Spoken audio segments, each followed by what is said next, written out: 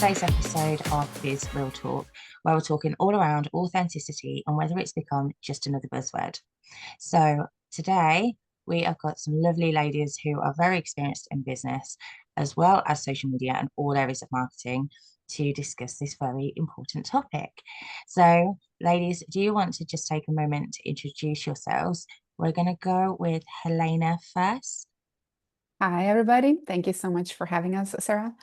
My name is Helena Papage. I'm the CEO of Success Matrix, and we help people create five-figure offers based on their genius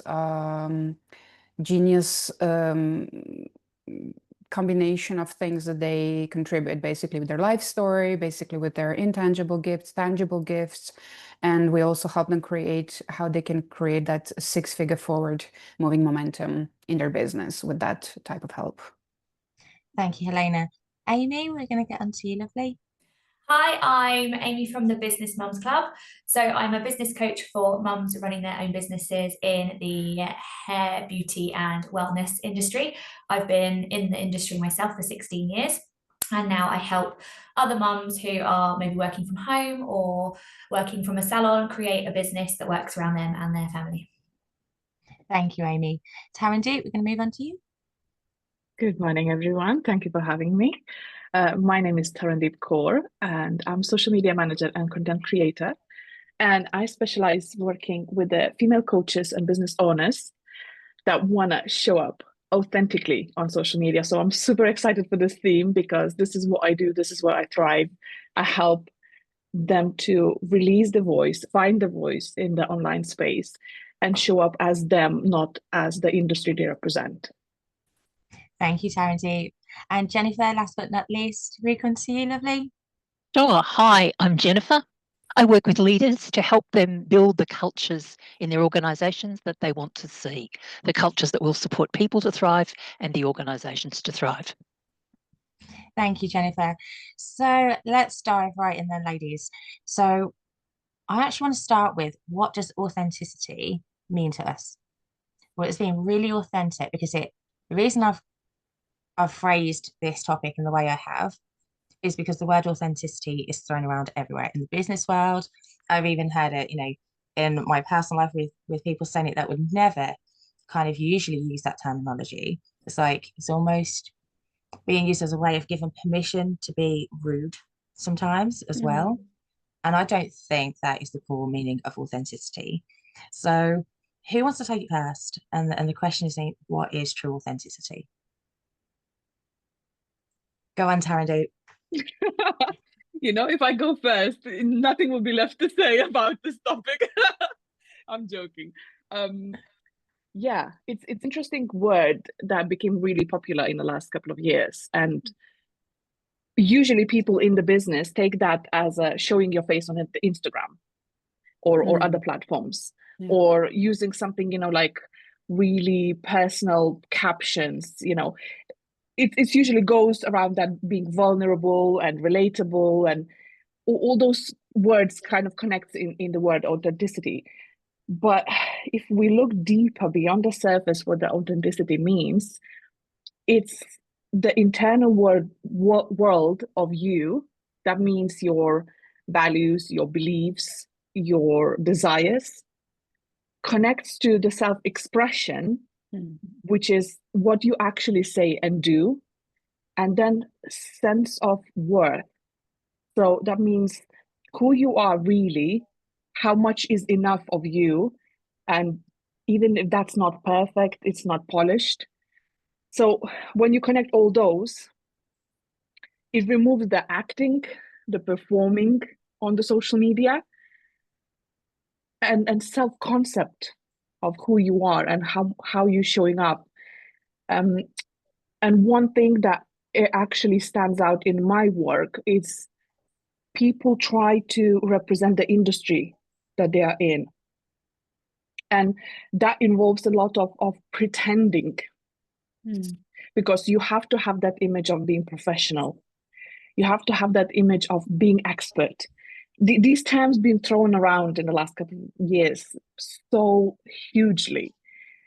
And the nervous system of a person usually knows that you are pretending, and that's what drains people on social media. So I think a very simple example I can give from my experience is life coach who believes in maybe slower intentional living, right?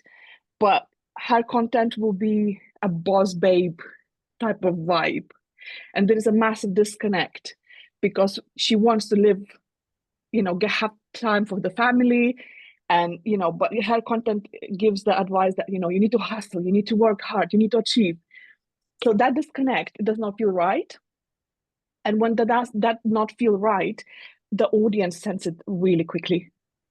It's like the instead of sharing that she needs to take a rest and take it slowly against the grain, everything goes faster in her content. So yeah, that is the example of not being authentic within my client work.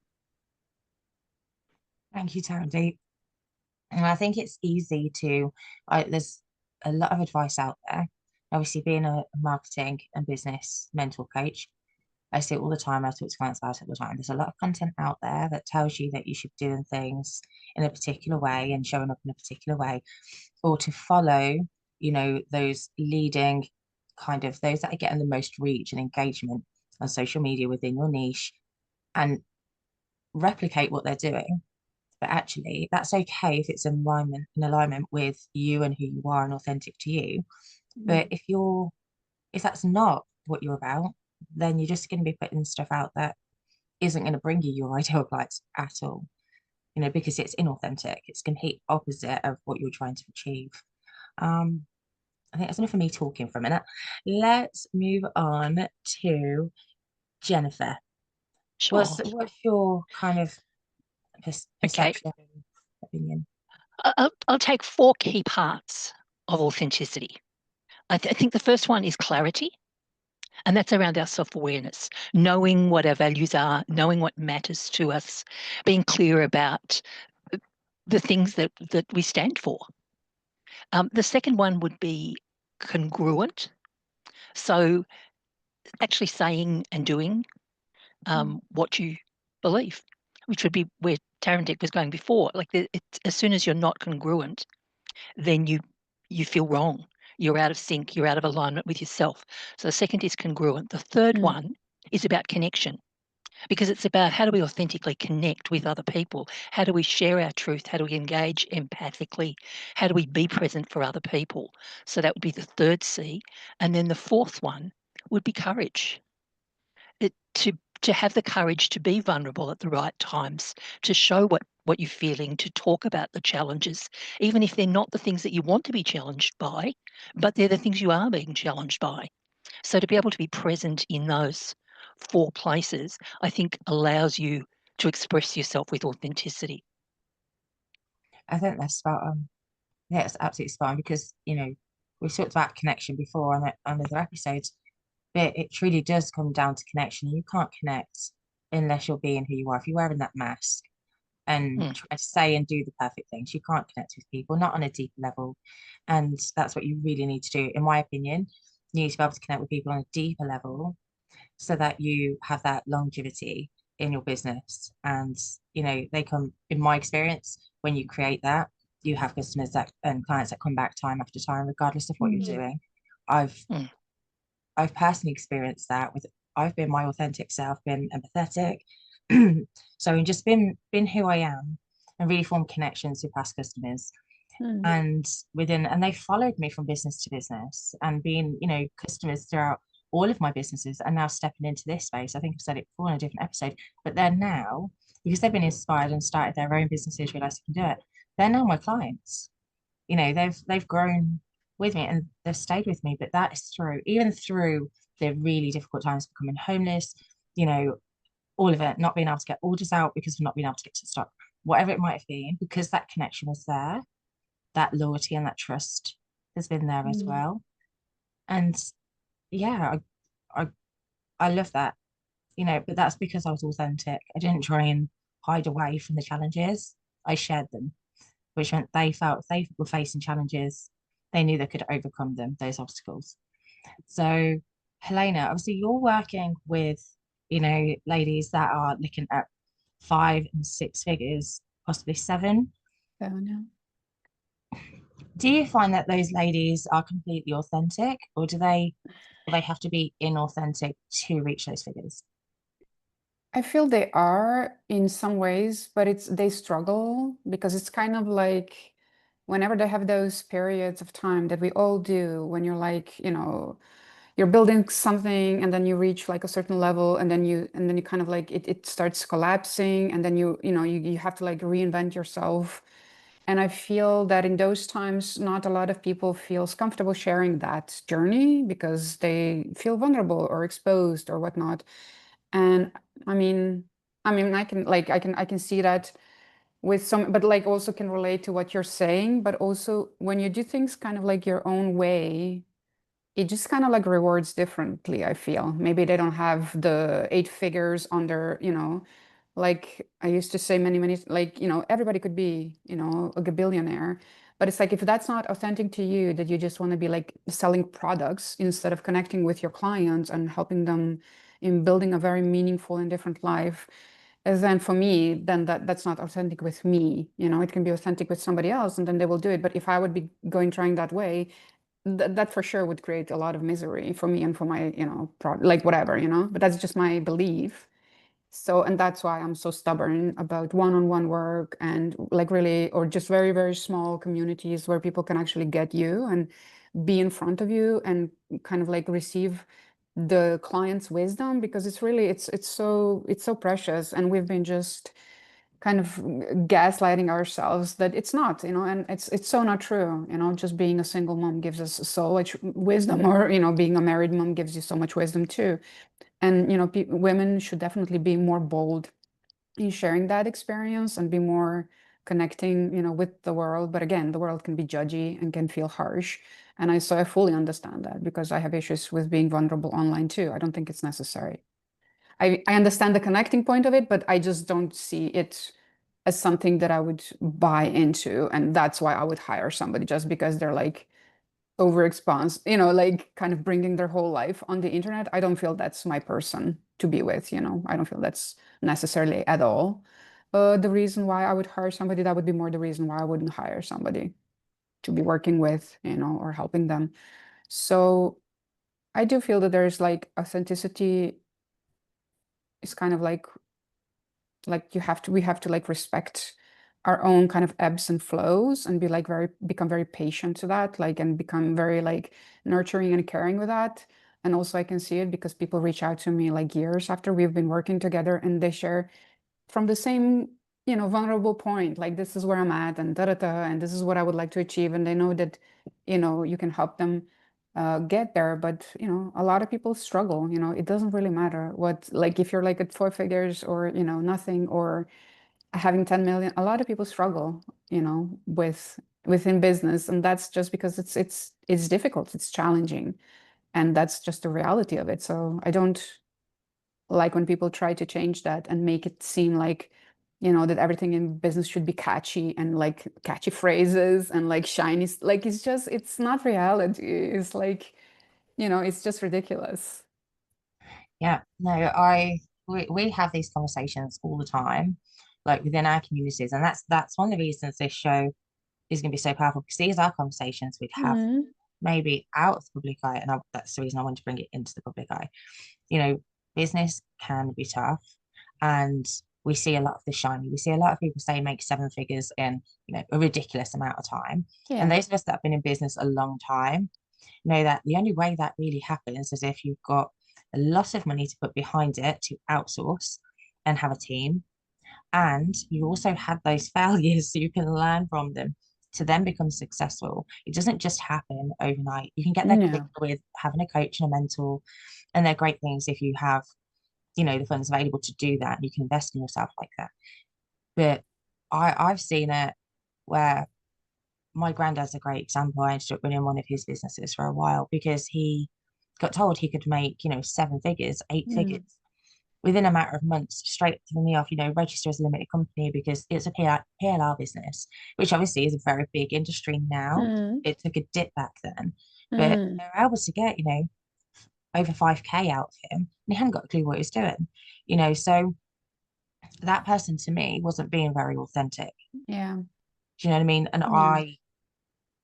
I don't like the idea of people, not just in coaching, because he was a coach, not just in coaching, but portraying themselves as somebody else and leading people down a path that isn't genuine. Yeah. If that makes sense, or isn't the right path For them. sure. Because I mean, what essentially that coaching man is helping people get in touch with the greater truth. Any healing will be like reconnecting with who you truly are, not getting further away from it.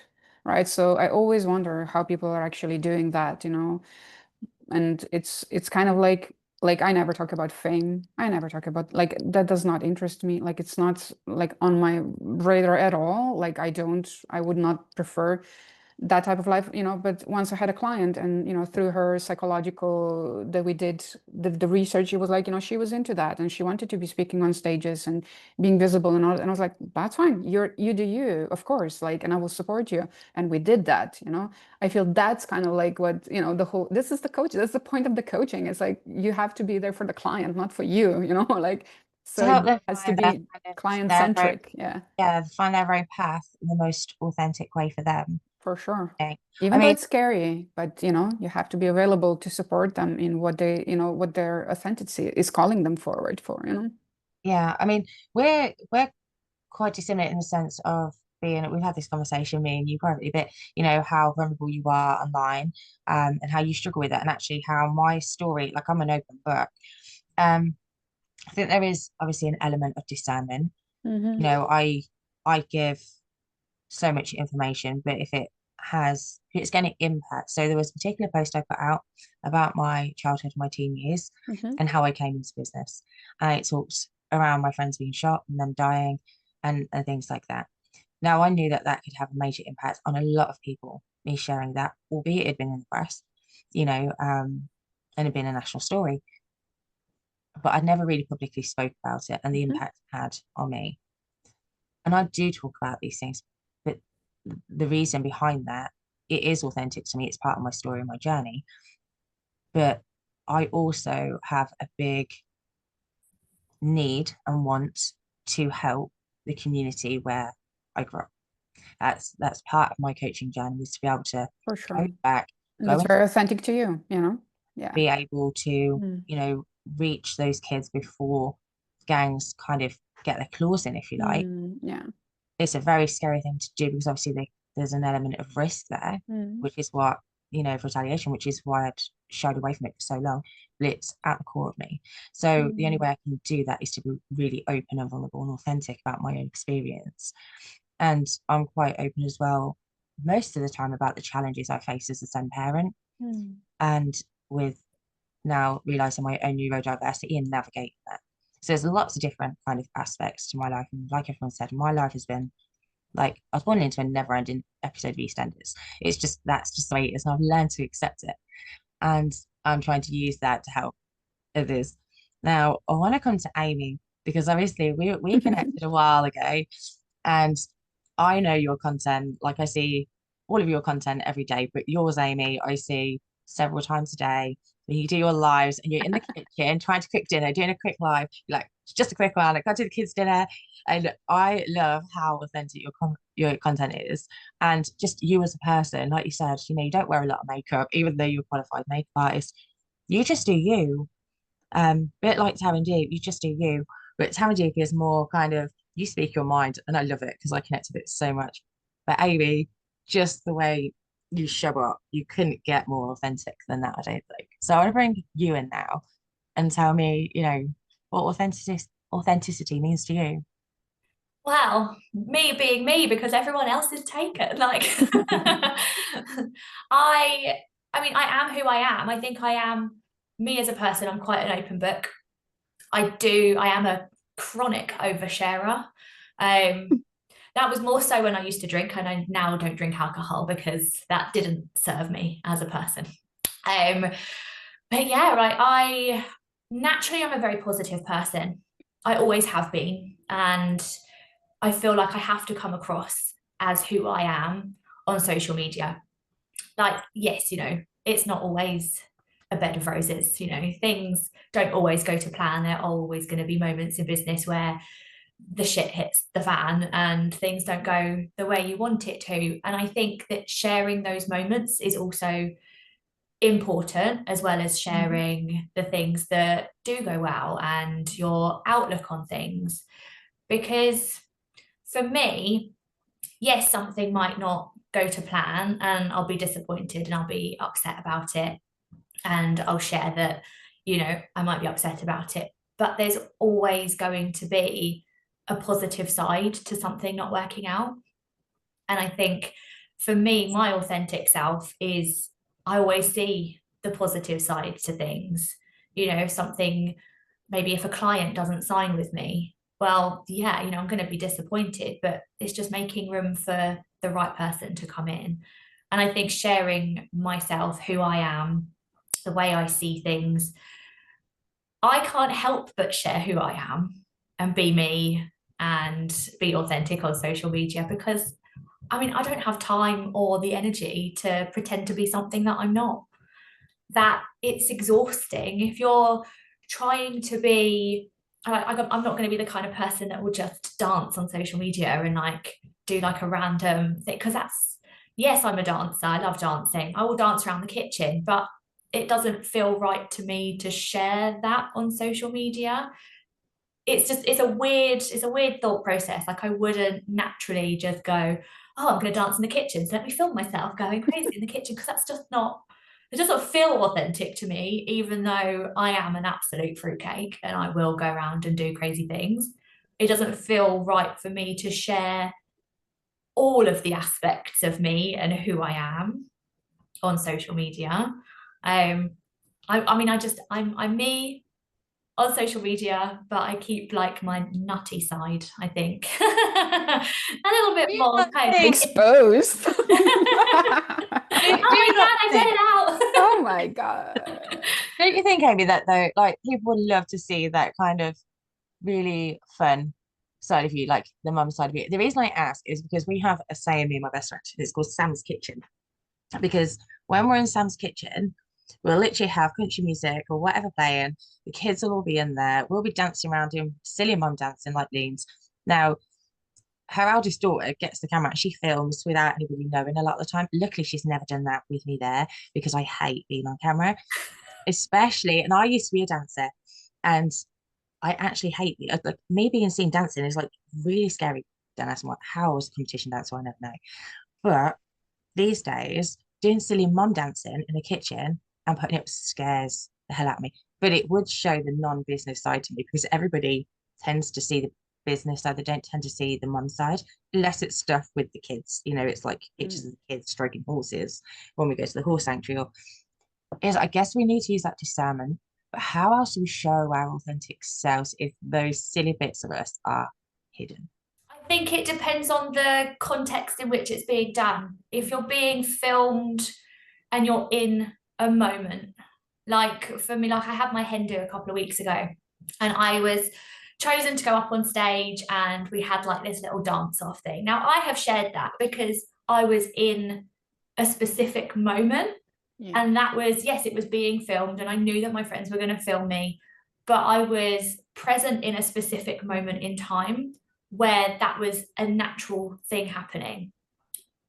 When I say I wouldn't film myself dancing, like I wouldn't purposefully set my phone up, put a piece of music on and dance in front of the camera to put on social media. Like a routine. If I'm caught naturally in a moment of, you know, enjoying life, having fun, and it's kind of a natural moment, then yeah, I'm going to share that. Me bouncing on the trampoline with the kids, yeah, I'm going to share that. I love that one. I'm out and I'm having fun and I'm in a specific moment. I wouldn't, like, for me, physically setting up my phone and putting like a trending audio on and doing like a trending, I don't know, like TikTok dance or something to it, that's not authentic to me. Something that's more natural and caught in the moment, that's what I would share. because if I feel like if I was to set up my phone to do a TikTok dance or something, I'd feel really weird about it. And I think that would come across and people would watch it and go, well, she looks awkward, because it's not me. If I was to feel like just doing a TikTok dance and someone just gets the camera out and films me, then yeah, fine, I'll share it, because it's not something that I've manufactured. Yeah, It's I something think that's that's more natural. so. Do we think then that sometimes, obviously, there's a lot of people that want to go viral. They follow trends, want to get ahead of the trends in their business, especially when you think of small business owners or solopreneurs, mompreneurs, and they're itching to reach that audience as quickly as possible because they've been told they can do it and they're not achieving it in their mind. So, you know, they must be doing something right, it must be them. So then they jump on trends and all of these things, the TikTok dances. Do you think that takes away from their authenticity? But I feel maybe I just remembered I had a client and she was doing love coaching, like well, she was like a love relationship coach. And when we stopped working, and then she went to TikTok and she reached like 1 million or something. And but she was just doing content, standing there, being interesting, and just doing a lot of like daily content on green flags, red flags, this and that, narcissists, this and that, like just very no dancing, just her, and just like, and I just love that. Like that was very much her. And she is, she used to dance a lot, party a lot, was a yoga teacher before that, but it was like that was her, that was authentically her. And I feel that everybody's just performing too much these days. Like I feel just like everybody's making it into a performance, and I'm just like so tired of it. Like I don't know whether should I be laughing or like what am I looking? Like I log into Facebook and I get all this like half naked leggings. I'm like, where am I logging? Like sometimes it's just so deeply confusing. Like my dad was doing 8 figures. He would never share his personal life. Never. Nothing. Like he was so tired of all the PR and the journal, like everything around the business when he finished it and sold it. Like he was just like, never, if I see a journalist again in my life, that would be too soon, or any type of like PR, this or that, or radio. Like, it was just like too much.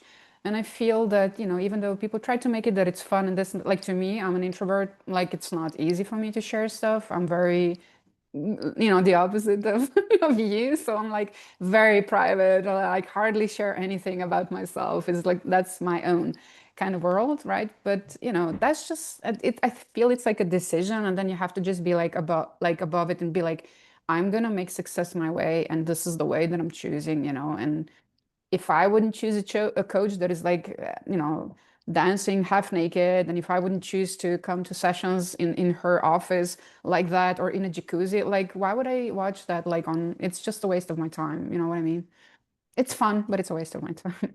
No, I've had a lot. Obviously, it was a different episode that I did the poll on, but that feedback that I got definitely aligns with this episode as well.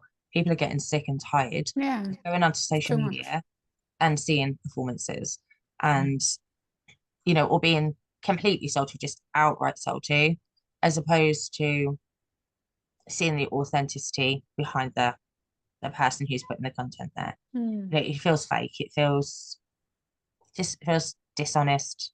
It doesn't feel genuine, and people then get bored and switch off. For me, I don't personally watch TikTok trends. I like the idea of your client though doing the red flags, green flags. Yeah. Finding, everybody who knows me knows. I mean, Taryn Deeps and me did it before I switched the business over to, Unstoppable in Business, or it's Women's Business Academy. I did it against the grain marketing boot camp. Like, I've always been the one that does things the opposite way around to everybody else. So maybe that's why I get clients that can't necessarily do things in a systematic way that they've been taught, because it just doesn't work for them. But I definitely think you need to be honest with who you are and what works for you, and not try and be somebody else or do things your way. I think authentic is not always algorithm friendly. Yeah. If I put in one sentence, is we say we want real, but social media is designed to keep us addicted on bite-sized dopamine hits. For sure. And that's why the most honest post will not pop off. it should be okay. We should be okay with that, because we are not here for virality. And don't even get me started on the virality, because that's the opposite of what people are expecting. But I would say specifically me, my business, and the clients that I'm working with, we are here for loyalty rather than virality. So I would rather have one client that, you know, I'm super excited to work, than my post hitting, you know, several thousands of reach, and I get the messages, you know, do you have a boyfriend? You know, it just, it's ridiculous. That's what you get with the virality. Oh yeah, I've seen that so Or people commenting on my looks and how I'm supposed to be looking because I represent certain, you know, religion. And it's so useless going viral that people don't talk about that. Taryn, sorry to interrupt you, but I've got to ask a question. You've just reminded me of something. I've got to ask it. Nothing to do with authenticity at all. But the comment about your top on your post the other day, was that a genuine kind of they liked your top, or was that a oh, I take it by your face that wasn't what you handled that so well.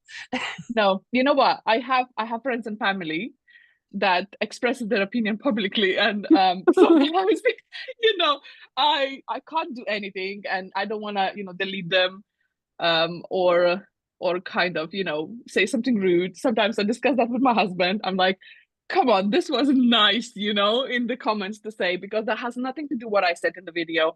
That has nothing to do, you know, with whatever the message was about, and it's definitely not targeted to them. But the reality of being on social media, you have your social network, and you know, sometimes, if I may say, you're allowed to protect your peace. And for me, that being authentic is release, not an exposure. And I'm allowed to say this is not for public consumption, you know. I'm allowed to not to reply to the comment. Sometimes I do, and I've tried to handle it, you know, in the most polite way. But yeah, it is, you know, you get all of that. I've got to be honest here, you just reminded me of something. So obviously during the Justice for Jaden campaign, there was lots of positive, but I've spoke to you ladies, in particular the panelists, and obviously my success sisters quite a bit about the negativity that was put on, say, like the comments in Daily Mail and the group and the trolls. Because when you hit, you're right, when you hit that level where your face is everywhere, literally you cannot walk through your town without people stopping and pointing, and everyone has an opinion on your life and what you're doing. And then you get comments like, okay, this has been marked for, it's not for little ears, so I'm just going to say it as it was said, that my baby looked like he'd been put through a microwave, and comments like that. It is so difficult in that moment to be authentic to who you are when you're so aware of public judgment and who is going to be seeing your responses. Because Sarah at 22, having something like that said to her about her son, wanted to hit the roof. I wanted to react and explode and say some really horrible things, but I couldn't. So in that moment, when I replied and reported and all the things I needed to do, was I being inauthentic, or was I just protecting something I'd worked really hard? I'm looking at the bigger picture of, you know, not getting caught up in that and having the campaign put at risk. You know, what's the I think you put the campaign first, then your own feelings, and you know, you dealt with your feelings privately, which, you know, being a woman in business, we get a lot of that, and nothing being said about that. We don't talk about that much, and that's why I think importance of having the women's circle around you, and having that table where you sit and you have honest opinions and you can digest your feelings behind the scenes. I think it's super important. So I think you did well with that. I think going back to what Taryn was saying about virality, though, like the bigger you get and the more people that see you, the more likely you are to have negative comments. And it's just, I think you've got to get your head around the fact that those people probably have very boring lives. They've got nothing better to do than to tear other people down because it makes them feel good about themselves. They're irrelevant. They are irrelevant. And I think rising above it and not hitting the roof, not, you know, going completely mental at someone. Yes, you know, they need to be told that what they're doing is wrong and that it's not okay to say those kinds of things. But at the end of the day, they're probably not going to care. So I think when you are a business owner, obviously you need to protect your business, you need to protect who you are and how you come across, because you don't want to come across as that person that is going to be aggressive, or, you know, yes, we are emotional beings. That is the nature of being a human. Like, we are emotional. But I think controlling that to a certain extent, we have to do, because if we fly off the handle, we're going to get judged for that as well. It's like a double-edged sword, isn't it? You've got to be really careful sometimes. I would agree So, with you completely that you're looking at being strategic with any business. Like, part of your leadership role within your own business is to be strategic and to work out which is the most important priority to be addressing at any point in time. And while you're positioning a campaign or you're positioning your own brand, that may come in front of you saying what you really personally would like to say, because that's actually counterproductive to say those things publicly. That doesn't support your cause, doesn't support what you're standing for. So it's strategic to remember, what is your priority in this moment? What do I need to say publicly? And then how do I need to deal with all of the rest that's going on for me? And I think that's self-leadership in action, and leadership in any business or in life in general. Like, we're always working with competing and balancing priorities.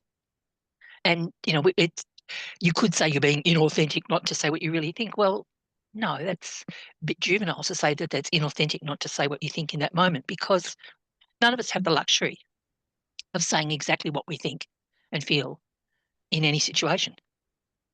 Like, yeah, we have to use like, understanding in everything, don't we? I think Sarah now, coming up to 39, is more unresponsive as opposed to reactive. Only from the last year through doing obviously the healing work and the personal growth. I was known as being in my masculine all the time, and I was, you know, because of my upbringing, my natural state was to go on the attack. And I think actually during that time was the first time I'd ever had to really learn to respond and not react, because there were so many eyes on me. And I was conscious of it. I didn't want, because of the comments that were being made about me being another council estate girl looking for 15 minutes of fame, this, that, and the other. I didn't want to jeopardize the campaign, because there was hundreds of thousands of families relying on me, you know, Yeah, of to support course. them and to get things changed. So there was a So, lot of responsibilities. But while I also believe that right now, like you said before, the taking responsibility and kind of learn to protect your own peace is also like very, very important, which I feel a lot of people is not taking seriously.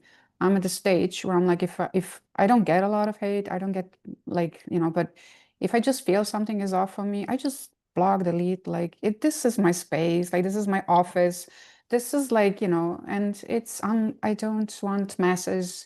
I don't, it's not even in my thoughts to be doing that. It's more like, you know, just like or get or read, like, you know, and if you're reading, you will like, just let's be transformed and let's be kind and let's grow and let's be, you know, supportive. Like, I feel if that's the vibe, then mostly that's the people, you know, that you will get. And a lot of admirers, of course, who will just like you and love you for some other reasons. But, you know, yeah. It's when the block and delete button comes in very handy.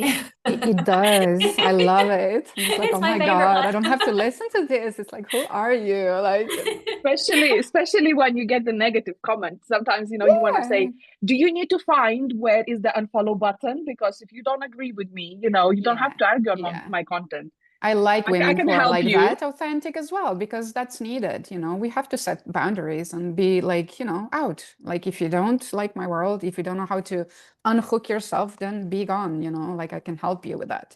So I feel it goes both ways, you know.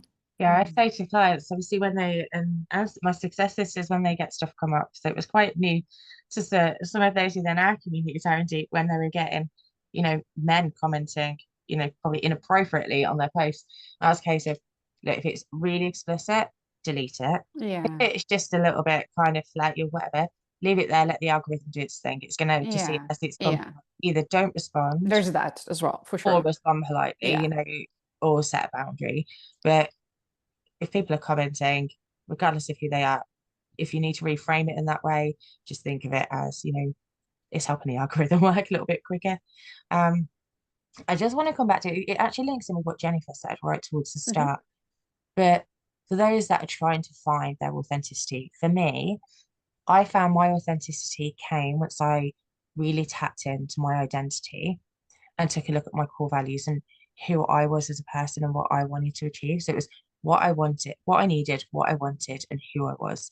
And once I tapped into those, that's when I really found my authentic voice stepping into this space. Because I kind of felt like I was still wearing a bit of a mask, I think, before, because I was trying to be and look like the perfect coach, when actually I felt the imposter syndrome because I had had such a major shifts in my life and in my career that I didn't quite know who I was. And it was when I found that I found my authenticity. So what are your thoughts for those that are watching about them trying to find their authentic presence, whether it be in networking, in life with others, with friends, with business, online, whatever it might be? And who wants to go first? I can go first. I think authenticity is a daily decision, not a one-time some sort of branding move.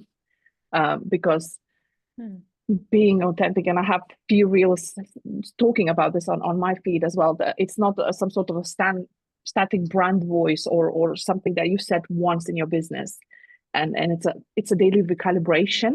And specifically for women that I work with, and me being in the same footsteps, those that unlearning the perfectionism or good girls, you know, conditioning, that authenticity might look like saying things that you don't get praise about. It's probably, I would say that everybody gets a different reward on being authentic as well, specifically on social media world, because it's so easy to celebrate being authenticity when it fits the mold, that how you're supposed to look. As you said, being perfect coach, that would fit the mold, you know. But women who, for example, are neurodivergent, queer, having a bigger size in the clothing, they get often penalized for showing up for who they are. Let's say, really blunt example, a coach, you know, female coach that is really thin, has her perfect aesthetics. She will say, I'm doing less in my business. It will be like, oh, she's doing the self-care. The lady who are bigger in size would say the same thing. She would be seen as lazy. So that authenticity as well, you have to be okay with not being okay and people perceiving you in different ways, because we can't decide who gets the benefit from it. But if you keep showing up the way you want to show up and say the things, I think that is the recalibration that we have to do every single day. Yeah, I agree. The reason I don't like being on camera is my size. It's not even down to my voice anymore. It is purely my size because my weight fluctuates so much. I don't stop. I literally get up at 4:30 in the morning. I don't go to bed till midnight. I'm on my feet unless I'm doing these recordings or I'm on a call with a client. I'm on my feet all the time. And I have had that said to me, I'm lazy and all the rest of it.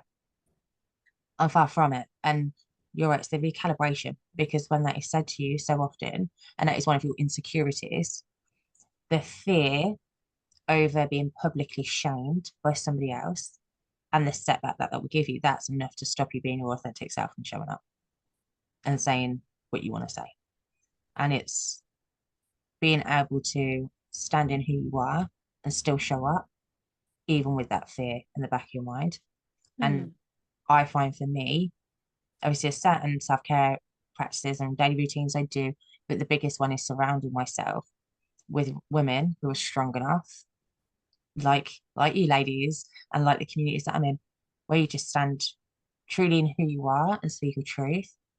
That gives me the confidence to overcome that fear of what other people are going to say, because I know for every negative comment, I've got a large enough community around me, you know, of strong, bright, independent women, that if I say to them, I can reach out to them and say, look, this was said, this is how it's making me feel about myself, and I'm not quite, and I think I did this the other day.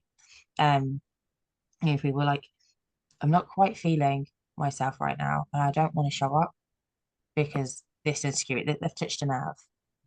And you're able to work through that really quickly and get back on track so you still show up. But it's really tough if you're new to this space. I just want to point that out. Like, we've been in this healing, on the healing journeys, and we've been in this space a while now, and for some of you it's probably been years. So your mindset is a lot different to those that have probably never experienced this before. And let's face it, we're going to have people watching the show that are from all walks of life, that are new to business, new to mindset and energetics and everything else, and it can seem a bit woo-woo for them. But I think we need to give a little bit of advice just in this last bit for those that are really new, to, you know, some practical advice of how they can reframe things and support themselves into being able to feel confident enough to overcome the fear of showing up and being themselves. I think the main thing is get yourself a tribe. Get people around you, you know, make friends with other business owners. Yeah. Get a little community where you can build each other up, support each other, you know, talk about the things that you're finding tough in your business. If you don't want to share that on social media with the world, you know, have that little sounding bubble of people that you can just talk to and chat to about things, but also just remembering that you are your own unique, beautiful person, your own unique self, and owning that and feeling confident in who you are is going to kind of give you that extra bubble of protection against negativity. If you own who you are, if you step into your power, if you are confident and you know that you are speaking your truth and you are who you are, that will automatically work as a little shield against the negative comments. But definitely having a little community around you where you can go, that person said a really mean thing, you know, they'll be around you, that person is irrelevant, you know, just, you know, we're here to support you. That's, I think having a support network is really important. Yeah, I think that's why we were so passionate about starting our communities and our memberships, wasn't it? Because it, for most coaches in our position, that would have been something that they'd have looked at maybe in 2 or 3 years. But for us, creating that community straight off the bat, it was kind of pull. I know for me it was, and I'm pretty sure it was for you from the conversations we've had. It was like, no, even though we're doing one-to-one, it won't go straight in with a community and create that community where people feel safe, where mums feel safe.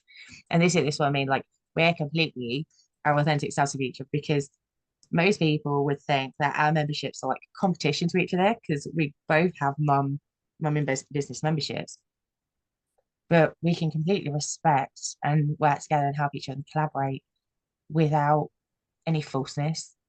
Does that make sense? I think authenticity, Collaboration over competition. past just social.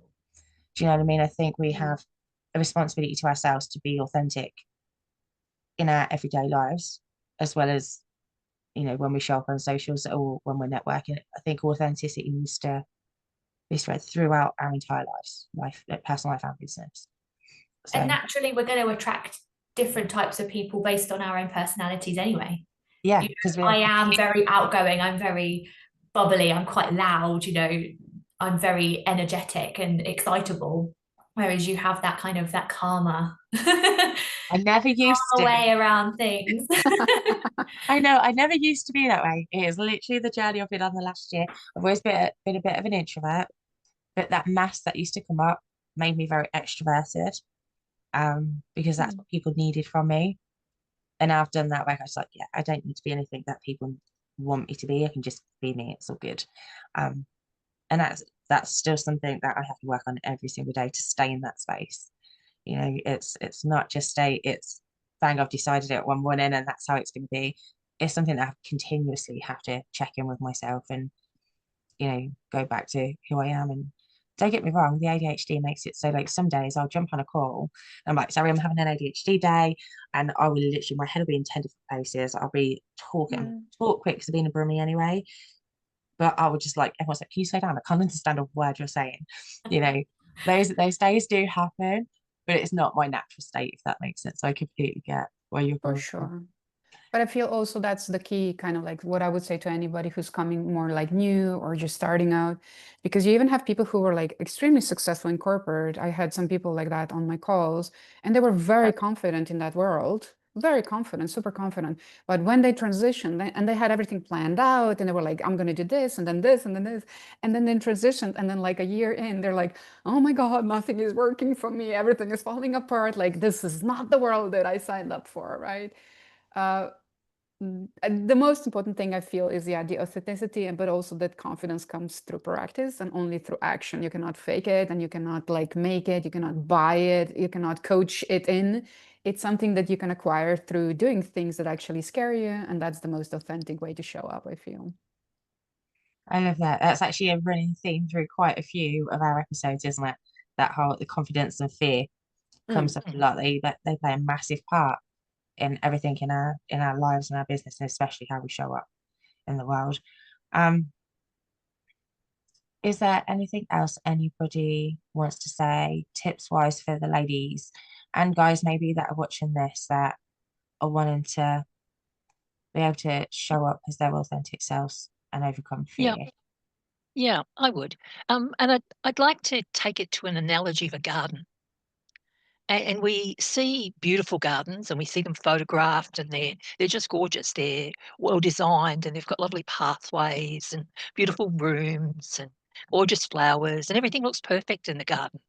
And then you look at your garden and go, oh, gee, I've got weeds, and I've got this, and I've got that. But none of those, perfectly photographed gardens were ever perfect. Like, they all have weeds. They've all had pests come in, and, they've planted things, and then the rain came, and there was lots of wind, and things that they thought flourished didn't, and they've pulled plants out, and they've started again, and, adjusted, and then ultimately they get a garden that looks beautiful. But nobody who has a gorgeous garden has ever had their garden perfect all the time. That's not how a garden is. A garden is constant work. It's you're always dealing with something that's going on in the garden, and I think human beings, we're the same as gardens.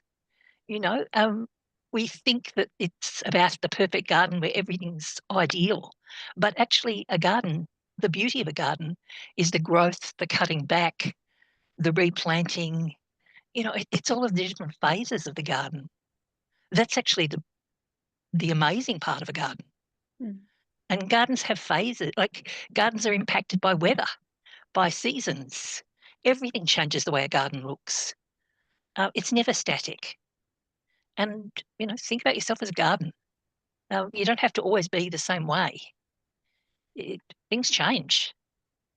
There's I times love of that analogy. growth. Yeah, thank you. I love that analogy, because I think that actually transfers in every area of our lives, about ourselves, our businesses, our personal lives. You could use that analogy for any part of your life. And I think that's something I'm going to think back on every time I think this hasn't quite gone how I want it to go. Just being able to think back to those analogies actually change perspective a little bit, and usually help us change our mindset and perspective enough, especially those that are just stepping into this journey, rather than jumping in with, affirmations if it's not the thing, or meditations and visualizations. An analogy might be a really good place to start. That I think we're going to do a snippet of that, Jennifer. I'm not going to lie.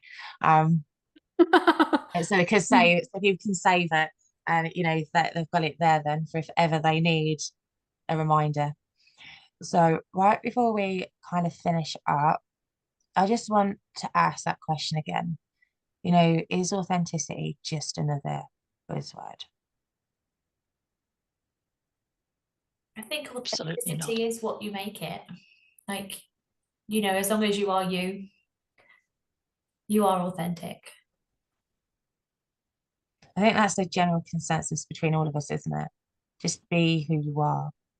You know, I know that my intelligence coach, you know, she's had the kind of an apologetic brand for a decade plus, and that word gets used a lot as well, you know, about being unapologetic about who you are. But I think it's true. I think discernment, kindness, empathy, and all of those things need to be in play. But just being true to who you are and what you stand for, and to speaking your truth and your experiences, and not trying to be like anybody else. I think that's the point we're trying to get across, isn't it? With this, is Oh, that authenticity is not aesthetic. You know, it's integrity. Yeah. It's not a vibe. It's values that you're rooted in, and as long as you don't stray away from that, you know, from what you believe in, from what you're saying, you know, at the end of the day, why you started your business, if you don't stray away from that, the passion that initially ignited this journey, if you keep yourself rooted in that, you know, you are being authentic. And I feel also like just to combine it to what Jennifer just said before and shared, it's really, really important to be okay with this is authentic me now, but it's okay to test and like try and invite the sun and invite the rain and invite the storm and invite the pests and like be open to trying new things and not be like shielding yourself from it, because that's life. That's why we're here, you know? And so even though we go into an experience and then we come back and we're like, oh, this was not good, this was not good, this was not aligned with me, but you got back your, like you were just closer to who you are. You're like, it's a lifelong process. It's not something that it's like decided on a, you know, a 50K marketing course, VIP day. It doesn't work like that, you know, but you can make it very brandable and sellable for sure, you know, but it's just trying to be a vibe, but it's like a lifelong process, like you said, you know, so we need to be patient and also be mindful and have help with the critic, the constant critic that it's inside and it is here, and something we grew up in as an environment, and the very, very heavy conditionings that we as women and good girls have been conditioned into. Like that's why it is so important and vital that so many more, you know, young people and women specifically go and try to do their own thing, because I feel that's the best way to kind of break out of the matrix, which we are doing already now. And it's so much a different space than it was 10 years ago, right? So we have to be very, you know, like give ourselves a pat in the back and be like, you know, we are on the right path, whatever right is for each person. Thank you, Helena. So I just want to kind of close off with, I think it's, if you're in doubt, like go back to them core values. Go back to, like you said, Taryn, why is it you're doing what you're doing? Why is it you want to get to where you want to get to? So your kind of your needs, your wants, and what's at the core of you, and what, go back to the mission, basically, you know, because for me, my mission is, you know, what I need, want, and my core values all kind of wrapped up into one, you know, those people that I want to help, the things I want to achieve. It's not all monetary. You know, a lot of what I want to achieve is, you know, stopping kids entering gangs, you know, and there's a lot more to my mission than just and my goals than earning money. So I think if you're being authentic and being true to yourself, therefore you're questioning yourself, go back to that, go back and explore that, and just make sure you're in alignment with what you're doing, that it feels right. If your intuition is saying this doesn't feel good, it's saying it for a reason. You're probably not being authentic to yourself. And yeah, is there anything else that anybody wants to say before we say goodbye to our lovely viewers today? I guess then I've just closed the conversation for the day. So big thank you to you ladies for joining me for this conversation. Thank you to everybody who is watching today. And if you enjoyed the conversation, subscribe, send your friends our way, and we'll see you next time. Thank you, Sarah. Bye.